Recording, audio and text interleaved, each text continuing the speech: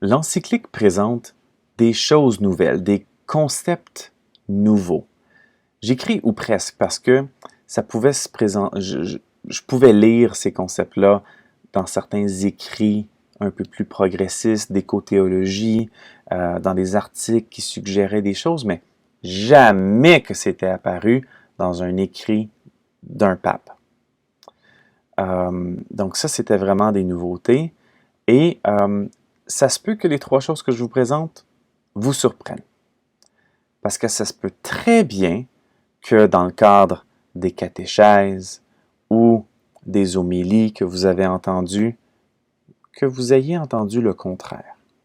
Alors là, ça devient nouveau parce que là, ça nous déstabilise et ça nous remet en perspective certaines choses.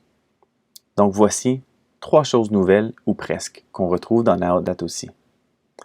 La première, c'est le verbe aimer. Ça a l'air bête, là, mais jusqu'à l'encyclique, il y avait un énorme malaise de parler d'amour de la création, d'amour envers les créatures. Pourtant, vous voyez le nombre de fois qu'on retrouve dans l'encyclique là, ce concept-là. Et là, on pourrait se demander, mais comment ça se défend? Hein? Parce que le pape ne demande pas seulement de faire attention, pas seulement de respecter, mais d'aimer les créatures comme l'a vécu saint François d'Assise. Parce qu'on aime nos frères et sœurs. François d'Assise nommait les créatures autour frères et sœurs, donc il y a de l'amour là. Mais où ailleurs dans la tradition chrétienne, ou dans la Bible notamment, qui est au fondement de nos croyances, on retrouve ce concept d'amour. Bon, ben, pas évident. Quel est le grand commandement que Jésus nous donne? D'aimer Dieu et d'aimer son prochain. Jésus donne jamais un commandement, puis aimer les créatures aussi. On ne retrouve pas ça. Pourtant, dans la Bible, il y a des traces de ça. Jésus va dire à un moment donné, ben, vous, sur la place publique, vous vendez des moineaux pour un sou, alors que mon Père le sait lorsqu'elle tombe, démontrant de l'amour. Le psaume 145 dit que Dieu a de l'amour pour tout ce qu'il a créé. On retrouve dans Job, chapitre 38, 39, des signes de Dieu qui aime sa création, qui aime ses créatures spécifiquement. Et on retrouve à d'autres endroits dans la Bible cette idée que Dieu aime directement et que nous, Genèse 1, nous sommes à l'image et à la ressemblance d'un Dieu créateur. Donc, c'est pas trop difficile de faire le passage en reconnaissant que Dieu aime sa création et que nous, on est à l'image de Dieu, d'aimer également la création où ce qu'on se trouve. Sinon, minimalement, on est appelé à bien en prendre soin, ce qui est un signe d'amour. Donc, Laudato Si a amené cette révolution de regarder l'environnement dans lequel on est et de l'aimer. Chose nouvelle retrouvée dans Laudato Si, numéro 2. L'humain ne possède pas la terre. Dieu en est le propriétaire. Si nous possédons, entre guillemets, du terrain, c'est seulement dans le but de le gérer pour le bien commun. C'est déstabilisant. Parce que, avant la publication de Laudato Si, j'ai lu le compendium de la doctrine sociale de l'Église.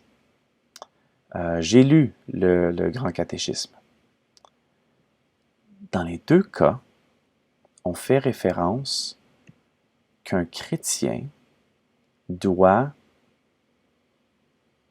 gérer, doit avoir un droit de propriété responsable, et que, dans le fond, ça disait que Dieu a voulu l'ordre ainsi. Il n'y avait vraiment aucune remise en question du concept de propriété de la terre. Et là, dans l'encyclique, on présente en termes clairs que Dieu est le propriétaire.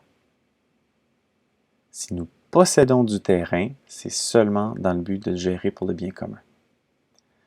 On a une forme de possession d'une portion du terrain, mais c'est même pas juste pour nous, c'est à partager avec d'autres. Donc, c'est déstabilisant. Parce que lorsqu'on regarde comment plein d'écosystèmes sont détruits, ben on agit comme propriétaire. Et la Bible, notamment, vous irez voir le psaume 24, premier verset, « À Dieu appartient la terre et tout ce qu'elle contient ». Donc, on n'est pas propriétaire. C'est Dieu qui est propriétaire. Et si les deux premiers ne vous ont pas assez dépeigné, allons à la troisième nouveauté dans Laudato Si. La fin ultime des autres créatures, ce n'est pas nous. Autrement dit, les créatures n'ont pas été créées pour nous, mais elles ont été créées par Dieu et pour Dieu. Ça, c'est très déstabilisant pour plusieurs personnes. Je me rappelle d'avoir donné là, dans les années 2005, 2006, 2007 des conférences en Église et quelques rares fois que je touchais ce sujet-là et j'affirmais devant tout le monde, vous savez, la Bible ne dit jamais à aucun moment que la création elle a été faite pour l'être humain. Ça dit nulle part dans la Bible que c'est fait pour nous. Et là, les gens venaient me voir puis me disaient, ben oui, mais moi, on m'a toujours dit, en catéchèse, dans des homélies, que Dieu avait tout créé ça pour nous. Donc, il fallait être reconnaissant, donc il fallait rendre grâce à Dieu. Mais il y avait toujours cette idée que ça a été créé pour nous, donc remercions Dieu. Mais c'est pervers, parce que lorsqu'on a enseigné aux chrétiens que c'est créé pour nous, sans fondement biblique, eh bien, on est en train de suggérer que si c'est fait pour nous, à ce moment-là, je suis un enfant gâté, puis j'ai juste à puiser tout autour, ça a été fait pour moi.